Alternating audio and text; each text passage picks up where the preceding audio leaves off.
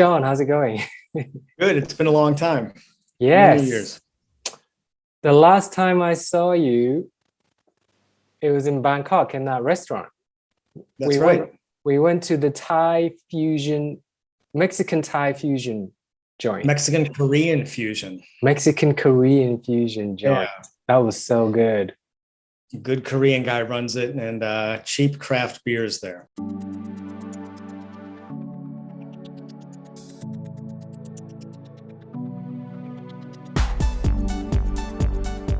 Just explain where you are right now. I'm in Bangkok, sitting at home, waiting for the rains to come. Nice. It's like it's about to dump on us again. So tell me your connection to Myanmar.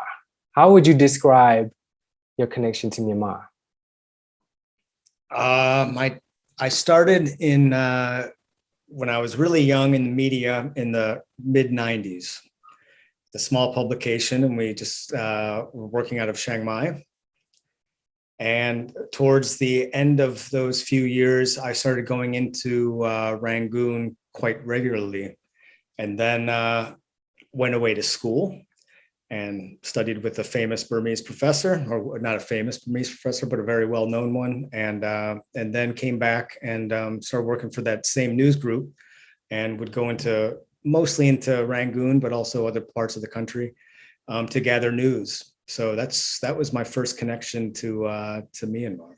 What year was this? So roughly 96 to 98, Oh. and then 2000, even a little bit earlier, but I wasn't going into Rangoon until about 96, 97. And then again from 2001 to 2005 about. And So I spent don't a lot of trips into Rangoon back in those days. and I don't remember if you spoke Burmese. I have a feeling that you speak a little bit. I don't speak very much Burmese at all. No, I speak Thai. Yes. So that's And my thing. yeah. So what about now? That was how you first started with Myanmar. What about today? Or do you have any connection to Myanmar today? I do, but some of those connections have been temporarily severed by the political developments in the country. So I've been working with the UN on and off for about the last 10 years. And so, we've worked pretty closely with the Burmese government counterparts, and had a few trips in there, usually about once a year or so. And my latest one was in Mandalay right before the COVID outbreak. So it's my first time back there in about 15 years. It was great. First time in Mandalay in 15 years. Yeah, first time since probably about 15 years. And this, in Mandalay. and you're talking 2019. I'm talking, end of 2019, or no, early 2020. And that was the last time you were there. Yeah. So because we came home and then everything got locked down about a week or two later. So it was good to get out of there. So right now you don't have any work going on. You don't have any connection to Myanmar. Well, I'm currently, working with the UN and doing research on sort of, political developments there, and illicit economies, and stuff on the Thai border mostly. So it's like, I have a connection. It's a bit more at the moment in the ethnic areas, but that's kind of what my focus has been. I mean, for even during the times when I was working for the media groups, that because I could travel around Thailand, get to the border, and so I was always interested in the border issues, so like drugs, refugees, migrant labor, that kind of stuff. Interesting. All right, let's talk a little bit. Switching. Let's talk a little bit about your experiences in Yangon. What qualities? A lot of fond memories. Yeah. All right. Let's start with that. What qualities do you like the most about Yangon and maybe Burmese people in general that you've come across? Well, Yangon has always been maybe my favorite place in Asia, just at least in Southeast Asia, because one, I have a lot of friends who live there. Still. And even that a lot of them have moved back, from here. So when I go now, it's, I run into people all the time, and I just have a great time seeing people. At the beginning, when there weren't so many, a lot of those people my friends lived in Thailand. I just found it to be so much different than other places. I mean, I know that's kind of cliche that it's so different. People wearing longis and the tanaka and that kind of stuff. But people were, even though they were, I guess, under military rule, they were super friendly and, people were so generous, which was one of the things that really struck me was that, a lot of people didn't have much, but they're always trying to feed or to take you someplace. So and it's also just the sights and the smells and the sounds are so much different than anything I was ever used to. So I just really enjoyed that and the old architecture and a lot of trees on the streets. I just really felt comfortable there. Really enjoyed walking around. And then, at the nightlife was kind of left something to be desired back then. There was, 3 or 4 bars that people would always go to, and none of them were that fantastic. So it was always better just to go, drink beer on the sidewalks with the masses. And you can't complain about the 50-cent, bottle of beer. And they taste great there, after being out, it's all hot. It's really hot, then you sit down and cheap, tasty beer with some good, fried food, beer food. Yeah. It was great. Oh yeah. Beer food on the sidewalk. So what era are you talking about right now? Because you said that the nightlife wasn't that great yet. So when are you talking about? What time period? They're like late 90s and very early 2000s. Okay. Then since I guess we'll get into the other later times, the bar scene has changed a lot there, but so yeah, most of it was spent on the sidewalks and hanging out with friends of my friends in Thailand. Okay, so that's what you liked about the early days. So what about the modern 2015 onwards? Well, as like I said before, because all my friends are there, so it's a lot of fun nights and I mean, a lot of the I don't know. I like going back. I don't love Burmese food. I like it in short and small doses, but going to eating like Burmese food and eating Shan food and give me an example of Burmese food that you don't like. Well, it's just like the curries are all sort of the same color, and I got that little layer of half of oil on top, and it's awesome. But after a few days, you start to crave a salad or something like that, or But there's plenty of good fruit. But going out to eat lunch and dinner and eating that, but then again, I could eat mohinga every day. I could eat Shan noodles, all the time, and I seek that out when I'm, in parts of Thailand that have it. I seek out the Burmese food. In fact, just did it last week in Chiang Mai.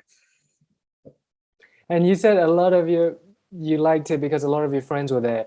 What were the reasons friends started moving to Yangon? Because the country opened up and they no longer feared that they would be arrested for what they had done in the past or what they had not done in the past. So once that started opening up, there was a mass exodus out of northern Thailand into back home. And so a lot of people, and there's a few people stuck around because I don't know, but they were all really happy to go back. So you're talking about Burmese friends? I'm talking about Burmese friends. Then a lot of the foreign friends who were working with the Burmese groups or the NGOs or the media groups or whatever, the relief work and all that, a lot of them moved back. I think a lot of people also realized that they could capitalize on their Burma experience. So they could get plush consultancies and, a lot of people were doing great work back there. So yeah, because there was just more, a lot of these people who were working in Thailand no longer had work in Thailand. So they went back, they went to Burma and they've been working on their Burmese for 20 years, 10 years. So it was a great opportunity for a lot of people, even though there were also a lot of opportunists who aren't there anymore. Do you think that has changed now since I think what has changed? um, everybody going back because they no longer feared this and that, and there was opportunities for consultancies and opportunities to capitalize.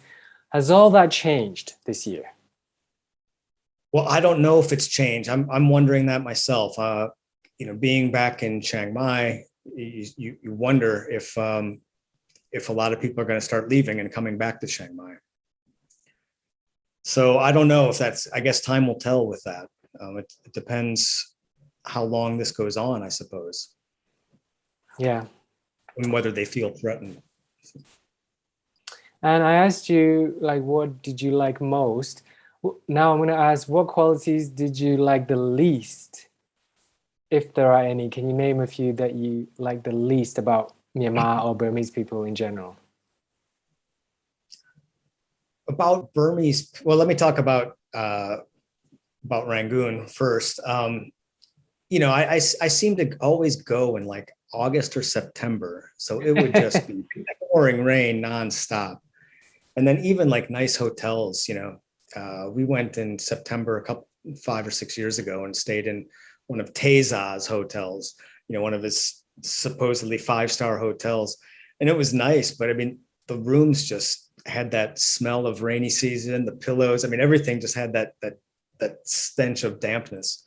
So that gets, that kind of thing, just the lack of convenience, I guess, for them. I don't know. It just, when just like having to worry about getting people in trouble, about getting yourself in trouble. That was the kind of like the stuff that, I don't know if we were overreacting, but it was always sort of like, you kind of felt like you were sort of James Bond running through Rangoon, gathering scoops to publish when you get home. I don't know. I mean, Burmese people, I've worked with so many, and there's only a couple that I don't like, so I just always find, I mean, it's maybe I don't know enough Burmese people or don't know them well enough, but I've just, my relationships with my Burmese friends and colleagues have been almost universally positive, Okay. except for a few. Okay, I'm going to ask you a direct Can I add question. one? Yes, please do. Thing? So a Burmese guy once told me, there's a lot of backstabbing going on amongst the exile community in Chiang Mai. None of it directed at me, or maybe very little of it directed at me, but among themselves, there was a lot of talking behind people's backs and backstabbing. And somebody described it to me, a Burmese guy described it to me as, we're all doing this work. We're all trying to, we're trying to help Burma. We're trying to bring more democracy to the country. And we're also trying to advance our own professional careers.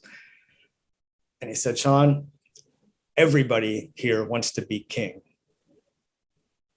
Meaning that you would maybe step on anybody's head without thinking about it to climb the ladder of professional or social status.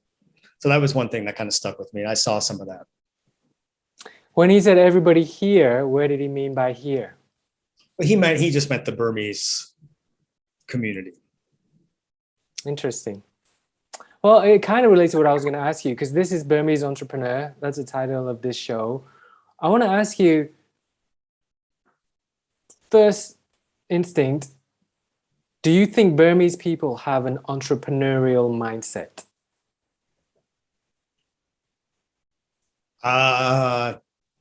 Some. I mean, I know that's a cop-out. I haven't seen that much of it, to be honest with you. I've seen it with people starting organizations and that kind of thing, and being very smart on getting donors, getting and getting into to be able to do something in the country. But that's more of a civil society entrepreneurship than a personal business type of thing. So I don't know. I haven't seen it. I know a lot of Burmese people who trade stuff. They buy either textiles or gold or that kind of entrepreneurship, more traditional business. So I don't, I don't know. Are Burmese people entrepreneurial? It's an interesting concept. In my opinion, no, which is why I started this series, because if you think about the qualities that it takes, the general qualities that it takes for an entrepreneur to be successful, critical thinking, not caring what others think about you, maybe risk taking might not be the right, risk mitigation. Non-emotional decision making, right? Things like this, it's not at the top of the list on Burmese characteristics. I would have to agree with you. I wish you would have said it. I know. I don't know. I hadn't. I don't want to be putting words into it. That's why I want to I know I hadn't really had given it enough thought, I suppose. But yeah, I mean, emotional, removing emotions from decisions. I think that's huge. That's huge. Yes. And that's not just Burmese, but what I'm saying is for an entrepreneur to be successful, you have to be able to make non-emotional decisions. Well, I think it's also, part of it was because there's so many different political camps, I guess, and ethnicity is a big thing. And so, and also, getting back to everybody wants to be king, I see a lot of people doing things not for themselves, but just so it might mess with somebody else. There's a lot of vindictiveness. I found, among certain groups of people. So, I mean, you just see it on the macro level with the ethnic tensions in the country. You talk to I don't know. I'm just, for example, a Pa'o or something, and they hate groups A, B, and C. And then you talk to a Burman, and they're okay with groups A, B, and C, but not, D, E, and F. And so I think there's a lot of emotion just in the, people are emotional. I think you see the same thing in Thailand though, but it's just a different quality. I mean, Thais also are pretty vindictive when they want to be. You got to keep everything inside, and then either you kill somebody or join the monkhood. It's murder. Well, that's a standard human condition, isn't it? Like the more you keep inside, the more it has to come out in some way. So I guess the solution, well, not a solution, but a good practice might be and Burmese language prevents this. Like a good practice to not keep things in is to have a language that's that you can that helps clear communication. And Burmese language is all about, if English is A to B, Burmese goes all around to get to the destination, and I don't think that helps. I think this is a controversial viewpoint, but I believe it. So do you think, I wonder how the presence of, you had that presence of all the foreigners in there for a few years there, 7 or 8, 9 years. And I wonder if there's any kind of sort of like technology transfer or idea transfer to the Burmese that were working for them, and if they're going to be able to go and start their own things, start their own businesses. I don't know. I mean, these are things that might play out over the next few years, but it seems nothing's going to happen right now. Yeah, anything that is happening, it's happening with those people that can speak a different language other than Burmese. If you only think in Burmese, then like there was a story a few years ago and this is not Burmese, I think it was Korean or something. There was a plane crash And after the investigation, they realized the problem was, I think it was Korean, some Asian, and it's in Asian cultures. It's about showing respect. The problem was like the first officer or whoever was trying to communicate to the captain, but the way he was communicating made it, there was a miscommunication, misunderstanding that caused the actual accident because of a pure semantic language error. And since then, they changed the rules that you have to only speak English in the cockpit or something. Really fascinating story. So for me, it starts there. It's about learning a language that helps you think analytically, mathematically. Right? Right. It has to start there. I get the same thing with the Japanese side of my family, where people don't express what they're feeling. I mean, Japanese and Hawaii are famous for keeping everything in. When I was younger and growing up on the mainland, I would ask my mom why don't we just say what we mean, Yes.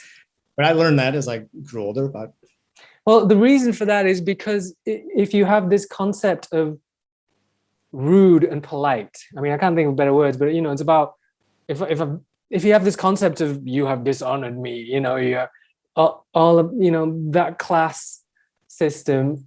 If you have that concept, then you're always going to be careful with what you say. Whereas in English, it doesn't matter who, I've said this lots of times, like even starting with you and I, the words you and I. If I'm speaking to you, it doesn't matter if you're the president or, a street toilet cleaner. I'm still going to say you and I'm still going to say I. But in Burmese, if you're the president, I'm going to say a different you. And if you're the toilet cleaner, I'm going to use a different you. So those are extreme examples. So that's really easy to choose between what you to use for the president and the toilet cleaner.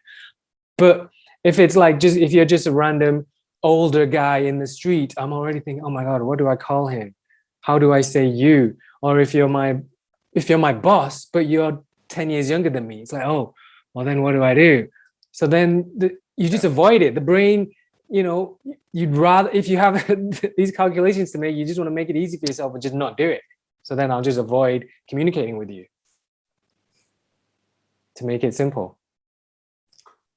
Yeah, I mean, Thai's same thing. Thai's probably the same. Yeah, pronouns for higher ups, and then the toilet cleaners, different pronouns. And with close friends, you can use different pronouns. Then you have sort of more like slang, not so socially acceptable pronouns, and you hear it all the time, anyways. But yeah, and there's the whole thing, like Burmese has it too, right? In Thai they call it the Pinong relationship. So if you have your sort of a patron, not necessarily giving you money, but is your boss or someone who's helping you out, I mean, you can't challenge that person. And if you do, it's completely out of line. And that's only if that's clear. But if we're just meeting in a social situation and I don't know, then I'm not going to want to just waste brain power trying to figure it out, right? If you've hired me, if you give me a job, then I know that I'm going to, I'm talking about like a Burmese person, then they know that they have to, you're above them. So this, right. Whereas it prevents strangers, it prevents conversation between strangers. Like that's my big thing. Going back to the entrepreneurial mindset, if you're going to be an entrepreneur, you have to communicate with strangers every friggin' hour of the day. That's almost a definition of the job. That's what an entrepreneur is. You just have to be communicating. But if the language prevents that, that's a huge problem for entrepreneurship. Yeah, I would think so. If we're strangers, I'm not going to speak to you because I don't know how to refer to you. So I'm just going to avoid it. It's that simple. Yeah, I mean, you hear people around this part of the world always asking, like, wait, how old are you? Okay, now I know what to call you, and that it just seems so weird from a Western culture. And again, that's almost the exception to the rule. That's somebody who's decided, oh, I'm going to ask how old. But most people throughout the generations, they've learned it's almost a habit now. Like if it's a stranger, I'm not going to talk to them because I don't know how to. Right. So yeah, I guess you can't do business if you don't talk to people. Right. And that's the biggest barrier to entrepreneurship for Burmese speakers. And again, I emphasize that. Not Burmese people, for Burmese speakers. So Burmese people can be entrepreneurial if they learn English.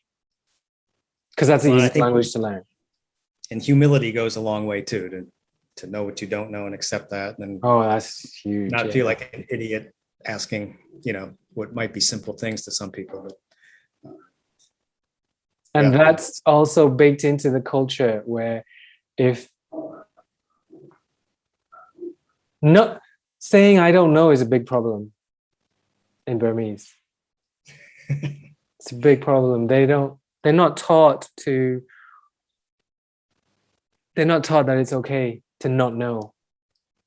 Maybe that's a Southeast Asian thing, or more like a Buddhist Southeast Asia thing, because it's the same thing in Thailand. You ask somebody directions to a place and they sit there and scratch their heads for a couple minutes and they start going, just say I don't know. So you don't know, man.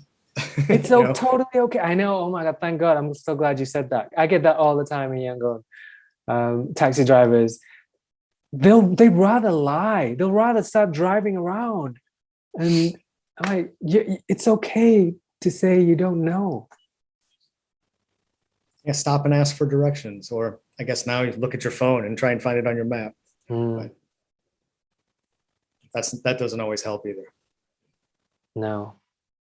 So do you have any plans to go there next? Well, I hope so. I mean, I hope for, I'm sure for work that we'll get there. I mean, do you have a trip planned? I don't have, no, I mean, all the trips are on hold. I had a trip that I was supposed to go through Shan State and just kind of do some sightseeing, really.